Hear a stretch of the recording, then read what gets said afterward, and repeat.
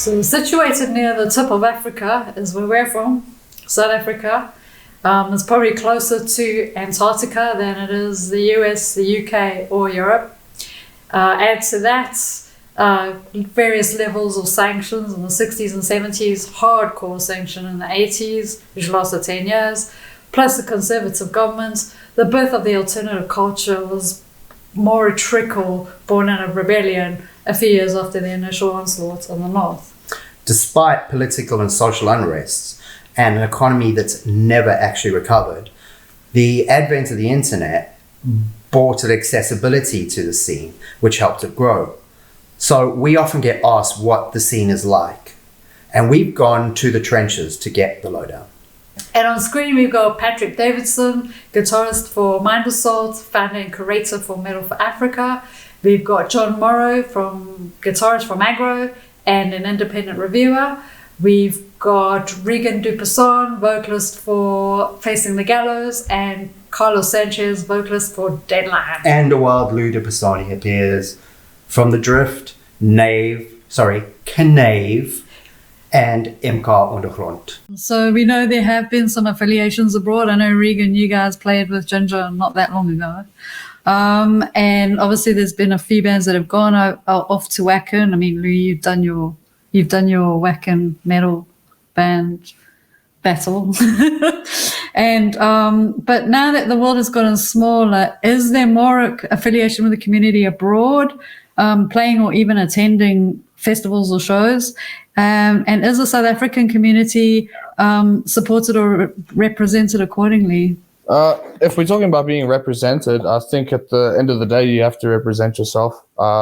We have to handle ourselves professionally if ever we are seen that side, because unfortunately it's fucking professional there.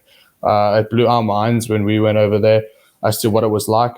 I mean, being told that there's constantly a green room or there's an accommodation here or there. We just went to pitch up to play the show and hang out with some fans, and we're being shut out for not knowing where the fuck the green room is and why we haven't been eating the food that they bought for us. And we were just like, because that shit doesn't happen, dude. Like, as much as you get, it's rare to get a hospitality ride at this site. And I mean, when we did, I think the first time we ever did that, we took the piss and said we just like want Kinder Buenos and fucking Skittles or something. And Rob Pereira and his girlfriend Tanya, when they were running Ramfest, literally got that for us, and we said, okay, that's hilarious. Ever since, we've asked for water. And I really think it's got to do with how you handle yourself professionally. A lot of people just feel, well, from what I've seen, is you get onto a cool lineup, you play with some big names, and then all of a sudden you're a big dog. Personally, yeah, I guess maybe that's an old school rock and roll way or whatever. But at the end of the day, if you're going to shun off people that just want to have a discussion with you, then kind of fuck off, man.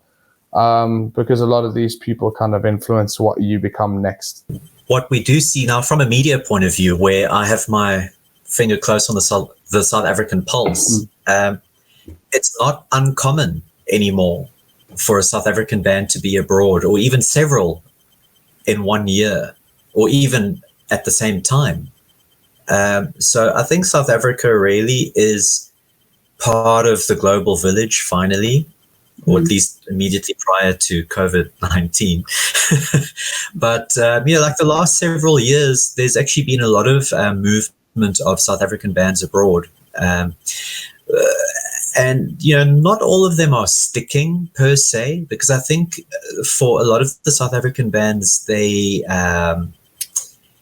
maybe they don't quite have the product yet, or maybe they find that what they see when they get their feet on that foreign soil is not what they expected. It's not the same as home.